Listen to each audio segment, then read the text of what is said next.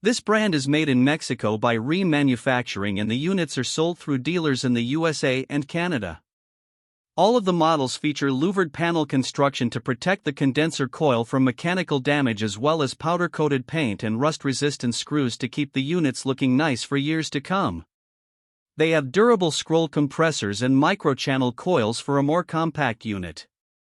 They offer optional electric heat kits in sizes from 5 to 15 kilowatts to provide central heating, but they are somewhat noisy with a sound rating of 77 decibels.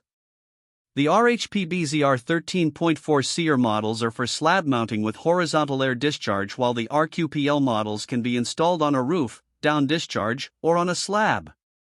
The units use R410, a refrigerant which is not as environmentally friendly as brands that use R32, and their guarantee is not as good as many brands, as it does not include total unit replacement in case of compressor failure, which has become the industry standard.